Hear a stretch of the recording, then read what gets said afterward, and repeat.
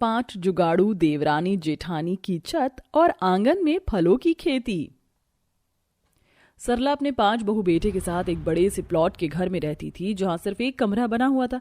इस कमरे में 5 बहू बेटे सोया करते थे और रसोई भी थी। गर्मी के मौसम के साथ घर में पैसों की तंगी भी थी। एक सुबह चारपाई पर बैठी ममता का फटी हुई चादर में पैर फंस जाता है और वह जमीन पर गिरती है। हाय, मेरा घुटना टूट गया। अरे बहू, तू गिर कैसे गई? चुपचाप तो बैठी हुई थी बिस्तर पर अभी। आइए दीदी, मेरा हाथ पकड़कर उठ जाइए। अरे माँ जी, ये चद्दर फटी हुई निकली, इसी में मेरा पैर फंस गया और मैं गिर पड़ी। आज इस चद्दर को और फाड़ दूंगी मैं, इसका जुगाड़ करके और पायदान दूसरा तकिया का कवर बना दूंगी। हाँ ममता, ये तो बहुत अच्छा जुगाड़ किया तुमने, क्योंकि इसकी दोबारा सिलाई होगी तो ये दोबारा फटेगा। और तुम क्या, हम में से कोई भी गिर सकता है। मुझे तुम्हारा जुगाड़ ही अच्छा लगा। मैं भी तुम्हारी मदद करूंगी पायदान और तकिया कवर बनाने में। ठीक है दीदी। जुगाड़ से याद आया दीदी, मैंने टूटी प्लास्टिक की बाल्टी को भी प्लास्टिक पिघलाकर जोड़ दिया। अब हम वापस से उसमें पानी भर सकते हैं।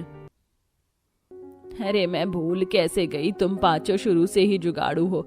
अभी तो हमें घर में बहुत फायदा हो जाता है और ऐसे गरीबी में भी हमारा घर चल ही जाता है। सो तो है माँ जी, मैं सोच रही थी ना आज खाने में खिचड़ी बना लूं। हाँ बहू, सबके लिए वही बना ले। फटी चादर से एक बहू जुगाड़ करके पायदान बनाती है तो दूसरी तकिया का कवर बना देती है।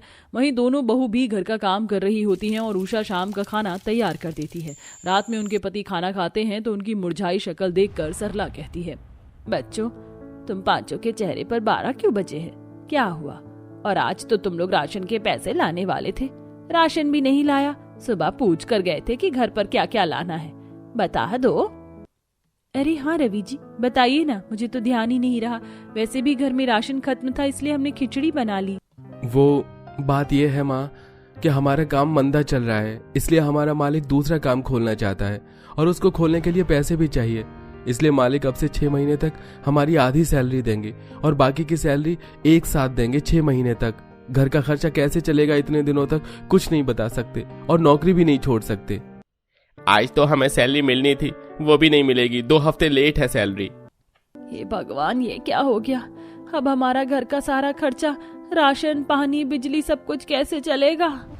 देखो, आप लोग से कुछ कहना तो नहीं चाहिए, लेकिन आप 5 की 5 जुगाड़ू हो। इस बीच कुछ हो सकता है तो देख लो, क्योंकि इस वक्त 6 महीने तक घर चलाना बहुत मुश्किल है। ऊपर से गर्मी है, कूलर लाने की तो सोच भी नहीं सकते हैं। अरे मोरी मैया, अब तो गर्मी में हमारी हालत खराब हो जाएगी और काम भी देखना है। आप सब लोग फिक्र मत करो, कुछ ना कुछ तो सोच ही लेंगे जिससे कि 4 पैसे घर में आ जाएं। उषा बहू सही कह रही है, तुम सब परेशान मत हो, मेरी जुगाड़ू बहुएं कुछ ना कुछ सोच लेंगी। उस वक्त सब खाना खाकर सो जाते हैं। अगले दिन 5 पति काम पर चले जाते हैं और 5 देवरानी जेठानी मिलकर घर का काम कर रही होती है कि बाहर का बच्चा बैट बॉल खेलता है, जो बॉल आम के पेड़ के आ लगती है और कच्चा आम नीचे कपड़े सुखा रही सुमन के सिर पर तेज से गिरता है। मेरा सर फूट गया। ये अचानक से कच्चा आम कैसे टूट गया? बाहर के बच्चों की बॉल आई है, इनकी तो खैर नहीं। अरे बहू, जाने दे, कोई बात नहीं। सरला छोटे बच्चों को बॉल दे देती है कि सुमन को वो कच्चा आम उठाते ही जबरदस्त आइडिया आता है। खुशी से सास के गले लग जाती है। अरे बहू, क्या कर रही है? मेरा दम घुट रहा है, इतनी तेज गले क्यों लगाया है? पल्ले हट।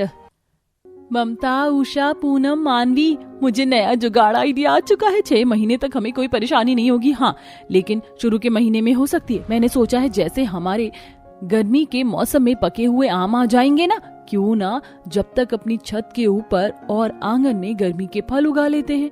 जब वो उग जाएंगे तो उन्हें बेचकर पैसा कमा सकते हैं। अरे हाँ, फ्रूट चाट भी बेच सकते हैं और आम का जूस बनाकर भी बेच सकते हैं। देखा, मैंने कहा था ना, तुम लोग कोई ना कोई जुगाड़ निकाल लोगी। फल उगाने में टाइम लगता है, थोड़े से आंगन में उगा लेंगे और बेल वाले हल्के पर छत पर, क्योंकि आंगन इतना बड़ा नहीं है, जैसे कि अंगूर, खीरा, पपीता, नींबू, स्ट्रॉबेरी, अमरूद और भी बहुत कुछ। और आंगन में आम तो हैं ही, सब तरबूज, खरबूजा, मौसमी, जामुन ये सब भी उगा लेते हैं। चलो चलो काम पर लग जाते हैं। पहला जुगाड़ हमें इनके बीजों को करना है, दूसरा छत पर ये किस्में उगाए जाएंगे। देखो बड़ी बहुओं, आंगन के फलों की देखभाल करना और तुम तीनों छत के फलों की। जी माँ जी। इसके बाद जेठानी देवरानी अपना काम बांट कर फलों के बीज को जगह जगह से ढूंढती हैं और उसे अपने छत और आंगन में उर्वरक मिट्टी ढूंढ उगा देती हैं। 2-3 हफ्तों तक इस पेड़ पौधे का ख्याल रखती और पानी डालती हैं, पर छत पर उगाई जाने वाली फलों की खेती की वजह से पानी डालने पर कमरे की दीवार सील जाती है। ये देख घर वाले परेशान हो जाते हैं। अरे ये ऐसा कौन सा फल उगा रहे हो तुम जिससे सीलन आ गई है? अरे बीजों में पानी डालना पड़ता है ना, तो इस वजह से हो गया। इसका कुछ ना कुछ जुगाड़ निकालना पड़ेगा, वरना हमारी छत खराब हो जाएगी। तुम लोगों ने छत पर ही मिट्टी डाल दी होगी। इसको तुम्हें किसी चीज में लगाना चाहिए था ताकि मिट्टी छत से न लगे, जिससे घर में सीलन भी नहीं आएगी। ठीक है देवर जी, हम कल ढूंढेंगे इसका जुगाड़। फिर सब सो जाते हैं। अगले दिन देवरानी जेठानी नए गमले लेने जाती हैं, जो कि बहुत महंगे होते हैं फलों के हिसाब से। तभी देवरानी पूनम को कबाड़ के ढेर में बहुत सारी टूटी फूटी चीज मिलती हैं, जैसे कूलर की खाली बॉडी, फूटा ड्रम, टूटे मटके, प्लास्टिक बाल्टी। इन सब को पांचों जुगाड़ देवरानी जेठानी छत पर ले आती हैं और उसमें मिट्टी डालकर फिर से फलों के बीज लगाती हैं। दीदी, हमारा ये जुगाड़ काम तो करेगा ना? इन फ्री की खाली चीजों की वजह से अब छत के फल भी उग जाएंगे और हमारे घर में भी सीलन नहीं होगी। हाँ ये तो है, घर का खाने पीने का खर्चा चलाना है। मैं लाला जी से बात करके आती हूँ, थोड़ा सा उधार दे देंगे तो हमारी आधी परेशानी खत्म हो जाएगी। दीदी आपने बिल्कुल ठीक बोला। उषा राशन वाले से उधारी की बात कराती है और थोड़ा घर का राशन ले आती है, जिसमें वह अपना कम खाकर गुजारा करते हैं। पति भी अपना फैक्ट्री में काम करते रहते हैं और पांचों देवरानी जेठानी भी अपनी छत और आंगन की फलों की खेती पर ध्यान देती रहती हैं कि एक दिन, दीदी एक एक करके पानी डालने में मुश्किल होती है, क्या इसका कोई जुगाड़ नहीं हो सकता? मेरे पास इसका एक जुगाड़ है। हम एक प्लास्टिक के बर्तन में गरम चाकू से छेद कर देते हैं और फिर पानी डालेंगे और ऐसा पानी बरसेगा जैसे कि बारिश हो रही है। अरे हाँ दीदी। जेठानी सुमन इस जुगाड़ से छत पर फलों में पानी डालती है। समय गुजरता है जिससे छत पर खीरे, पपीता, अंगूर, अमरूद, स्ट्रॉबेरी, चेरी, नींबू इत्यादि फल उग जाते हैं। वहीं दूसरी तरफ आंगन में भी ढेर सारे फल उग जाते हैं और ये देख सास खुश हो रही होती है। वाह बहू, इन ताजे फलों की कितनी अच्छी खुशबू आ रही है ना, सबसे ज्यादा आम और तरबूज की। क्या माँ जी हम खा सकते हैं? बहू पहले मंदिर में रख देते हैं और अब बेचने का सामान, ठेला, चाट मसाला तैयार कर लो। हाँ माँ जी आपने ठीक कहा। तभी मानवी फल तोड़कर पूजा में रखने जा रही होती है कि पड़ोसन प्रतिमा सरला से कहती है, अरे सरला बहन, तुम तो बहुत समय से फलों की खेती कर रही हो, मुझे 5 फल निकाल दो। सत्यनारायण भगवान की कथा में 5 फल रखने हैं, अब इतनी दूर कहाँ लेने जाऊं? अरे तुम बहुत सही मौके पर आई हो प्रतिमा। मानवी अब वो फल इन्हें दे दो। मानवी 5 फल तोड़कर प्रतिमा को दे देती है और बहू के मना करने पर भी प्रतिमा पैसे दे जाती है। तत्पश्चात 2 जेठानी ठेले पर फ्रूट चाट बेचने जाती हैं, बाकी 3 दूसरे तीसरे ठेले पर तरबूज, खरबूज से आम, खीरे, अंगूर इत्यादि लगाकर बेचने चली जाती हैं। तरबूज ले लो, खरबूजा ले लो, आम, अंगूर, सेब ले लो। आइए आइए, 50 रुपए किलो सेब, 30 रुपए किलो अंगूर ले लो। वहीं दूसरी तरफ दोनों जेठानी फ्रूट चाट बेचती हैं। आइए आइए, 20 का ताजा ताजा चटपटा फ्रूट चाट लीजिए और गर्मियों के मौसम की बैंड बजाइए। सुनिए, मुझे 4 फ्रूट चाट दे दीजिए। अरे वाह, सेब, चेरी, स्ट्रॉबेरी, आम, पपीता, अंगूर सब कुछ है। वाह। हाँ, सारे फ्रूट चाट में कुछ बेहतरीन चीज है। बढ़िया है, अब तो मैं रोज खाऊंगा। इस तरह पांचों देवरानी जेठानी का फल बेचने का काम चलता रहता है, जिससे घर की आर्थिक स्थिति भी बेहतर हो जाती है और कुछ लोग घर से भी उनके फल ले जाते हैं। पांचों पति को भी उनकी पगार मिल जाती है। इतना ही नहीं, मेले में ये चीज बेचकर उनको और मुनाफा मिलता है और वक्त का पहिया ऐसा चलता है कि जुगाड़ू देवरानी जेठानी फलों का जूस बेचना, फलों की चाट और फल बेचने का कारोबार चल पड़ता है और वह खुशी खुशी रहने लगते हैं। हाय हाय, मार दिया रे। अरे पूजा जी, ओ पूजा जी, सुन रही हो? जी बोलिए। अरे मिसेस सक्सेना जी आप हैं, बताइए। पूजा जी, वो कल मैं आपकी माँ को जो साग देकर गई थी वही बर्तन मंगवाने थे। अरे मैं तो बिल्कुल भूल ही गई। ठहरिए, मैं नीचे इशिका या सोनल को बोलकर आपके बर्तन भिजवा देती हूँ मिसेस सक्सेना। क्या बात है, इतनी थकी थकी सी क्यों लग रही है? थकी रही हूँ तो लग रही हूँ। अब देखिए जरा, कपड़े धुले हैं तो उन्हें लेकर ऊपर आना पड़ा फैलाने के लिए। 4-4 मंजिलों का घर है, ऐसे में थकान ना हो तो क्या हो। सही कहा जी, मैं तो आप तीनों ही बहुओं की बड़ी हिम्मत मानती हूँ जो आप अपने घर में 4-4 मंजिल चढ़ उतर कर काम कर लेती हो। अरे बस मोहल्ले में आपका ही घर ताजिया का खड़ा हुआ है। हमारे तो सभी के घर बस 1-1 मंजिल के ही हैं, तो हमें छत के काम हो या घर के कोई भी काम करने भारी नहीं पड़ते। पूजा से ऐसे ही उसकी पड़ोसन बातें करने लगी। कुछ देर बाद बातें बनाकर वो अपने काम देखने को चली गई और पूजा अपने कामों में लग गई। वैसे सही ही तो बोल रही थी मिसेस सक्सेना, पूरे मोहल्ले में बस हमारा ही घर 4 मंजिल का है और 4-4 सीढ़ियां चढ़ उतर कर काम करने में बहुत ही ज्यादा ताकत लगती है। अब तो कुछ समय बाद बस देवर जी की शादी भी होने वाली है, भगवान जाने तब क्या होगा। पूजा ऐसे ही कपड़े फैलाते हुए खुद से ही बातें करने लगी। पूजा, सोनल और इशिका तीनों भावना की बहुएं थी। भावना एक नॉर्मल मिडिल क्लास औरत थी जिसका घर अपने मोहल्ले में सबसे ज्यादा बड़ा था।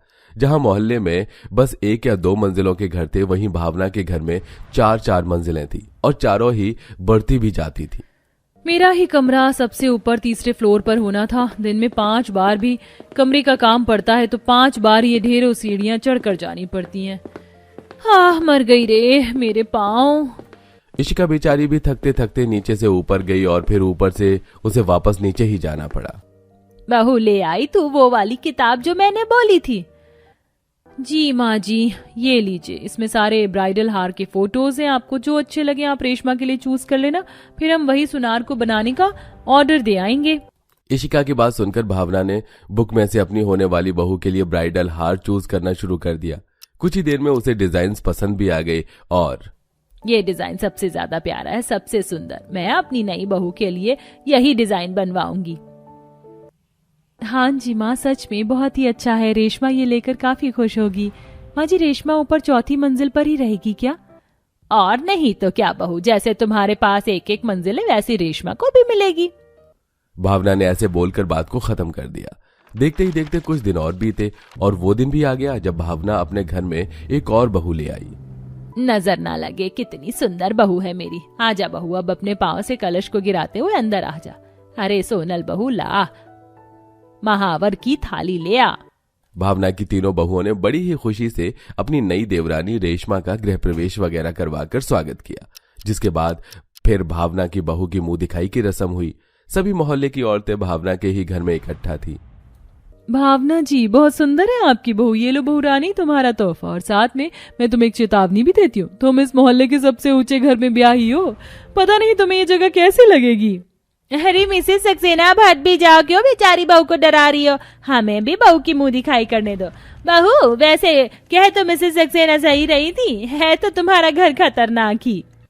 सभी मोहल्ले की औरतें ऐसे ही मुंह दिखाई में बहू को तोहफा देने के साथ साथ चौकन्ना सा करने लगी, जिसे सुनने के बाद रेशमा भी अपने मन में सोचने लगी, ये लोग ऐसे क्यों बोल रहे हैं कि मुझे मोहल्ले का सबसे खतरनाक घर मिला है?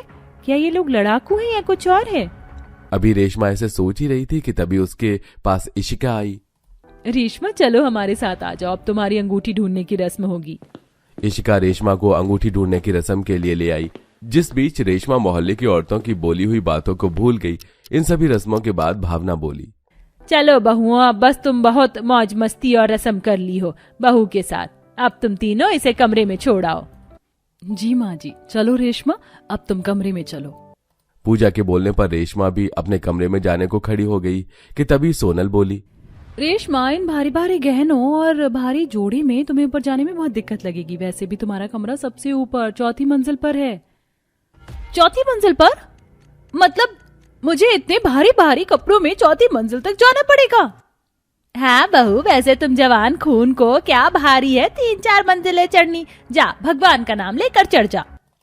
भावना के बोलने पर रेशमा अपनी 4थी मंजिल पर जाने लगी। पहली मंजिल पर तो वो आराम से चढ़ गई, लेकिन जैसे ही उसने साथ साथ दूसरी मंजिल को चढ़ना शुरू किया तो फिर उसकी सांस फूलने लगी।